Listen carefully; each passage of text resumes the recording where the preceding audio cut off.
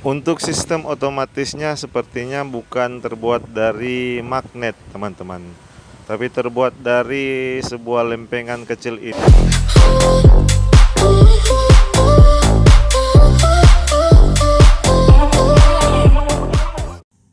Balik lagi di channel BW Teknisi Gadungan. Saat ini kita akan perbaiki termos elektrik. Ini bukan termos elektrik, apa ini namanya teman-teman? Dengan merek Kris. Ini mesin untuk memanaskan air teman-teman ya. Kendalanya sendiri tidak bisa. Seharusnya kan dia kalau sudah taruh ke sini, ini tidak bisa di on. Untuk 3 buah bautnya teman-teman sudah saya lepaskan. Ini menggunakan kunci L yang ukuran kecil ya teman-teman. Dan sepertinya dia sudah oblak pada bagian ini teman-teman. Mungkin karena sudah lama pemakaian, cabut pasang akhirnya ini oblak. Dan informasi tadi sempat keluar asap katanya yang bagian ini, sehingga sangat tidak baik ya teman-teman. Mungkin karena gesekan pada bagian ini. Nah, ini bisa masuk keluar padahal seharusnya dia diam di tempat ya teman-teman. Untuk on off-nya sendiri bisa bekerja jika di bagian dalam itu ada tuas yang ditekan ya teman-teman. Kita bongkar saja. Seperti ini bentuknya ya, dalamannya. Normalnya seperti ini. Jika bagian pin yang kecil di bawah jari telunjuk teman-teman, yang ditunjuk ini, jika bagian itu ditekan, bagian on off nya akan aktif ya. Ini posisinya tidak ditekan, jadi tidak aktif. Tapi tadi sudah dia sudah seperti itu ya, sudah terlalu oblak teman-teman. Dia akan aktif ketika ditekan bagian ini. Ketika panas, otomatis magnetnya akan. Untuk sistem otomatisnya sepertinya bukan terbuat dari magnet teman-teman, tapi terbuat dari sebuah lempengan kecil ini berbentuk led, dimana logam ini jika memenuhi panas yang cukup akan terjadi seperti pegas kecil yang membuat triggernya naik atau untuk otomatisnya mati ya teman-teman. Jadi jangan disepelekan benda kecil ini. Ketika dilepas jangan lupa dipasang kembali. Pertama kita akan melepaskan rangkaian switch otomatis dari pemanas air ini. Untuk memisah plat warna putih, ada 3 kaki pengait yang harus dilepas di tanda berikut. Pada bagian bawah soket yang oblak tadi akan saya taruh penggalan kecil akrilik dan dilem menggunakan lem Tianmu. Karena lem Tianmu masih bisa bertahan sampai di suhu 200 derajat sekian ya teman.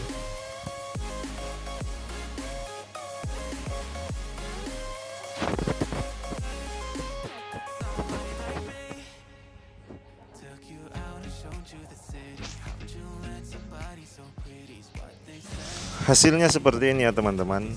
Untuk soketnya masih bisa oblak, tapi sudah bisa dipakai. Jika ingin lebih kuat lagi, gunakanlah lem besi ya teman-teman. Untuk jalur kuningan dari pin yang tengah sengaja dilapisi menggunakan isolasi bakar 2 lapis teman-teman. Karena itu sudah korslet ke bagian ring soket input ya teman-teman, yang di sampingnya. Jadi mencegah terjadinya korslet lanjut, saya lapisi agar supaya menjadi lebih aman karena isolator yang menghalangi kedua bagian tersebut sudah hangus ya teman-teman. Dan apakah ini sudah selesai? Ternyata masih belum. Setelah di packing, ada satu ilmu lagi yang teman-teman harus ketahui, yaitu cara setting top dari switch otomatis menuju ke jalur elemen pemanasnya teman-teman. Karena kalau tidak disetting, pemanas ini tidak bisa hidup atau bekerja. Bisa teman-teman lihat, switch sudah di on kan, tapi elemen pemanas masih tidak terhubung, diukur menggunakan multitester.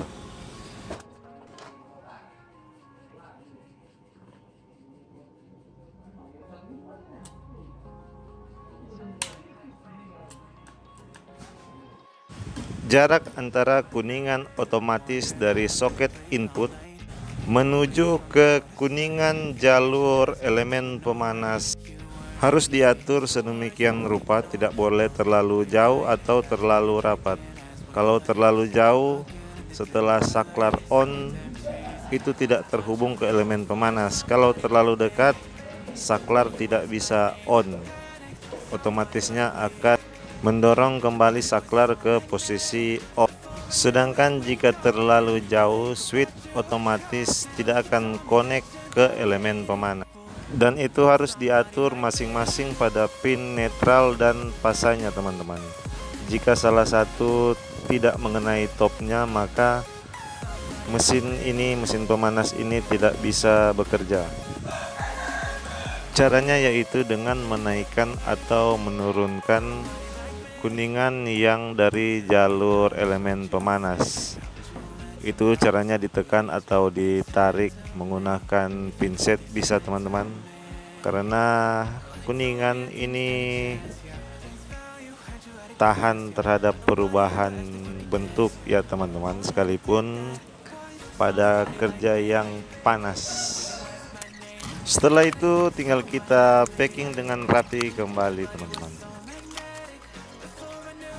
Setelah di packing kembali, jangan lupa dicek ulang untuk koneksinya, apakah terkoneksi ke elemen pemanas atau tidak.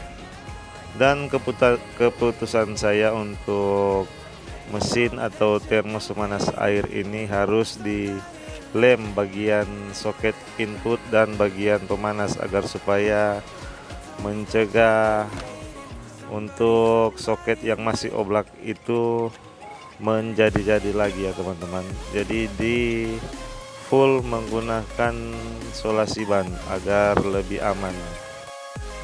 Setelah itu tentu saja belum lengkap tanpa melakukan pengetesan menggunakan air panas. Apakah otomatisnya bekerja dengan normal?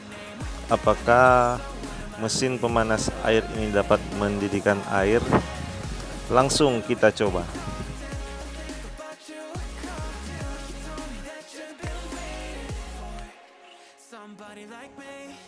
Jadi teman-teman, untuk takaran airnya harus dari sini sampai di maksimumnya agar supaya bisa mati otomatis ya teman-teman. Awalnya cuma coba pakai air sedikit, tekanan uapnya tidak bisa membuat saklarnya mati otomatis. Ini sudah panas ya, kita lihat dia akan mati secara otomatis ketika mendidih. Ketika mendidih, uapnya naik, memanaskan, ada semacam batang besi di dalam, dan saklarnya off.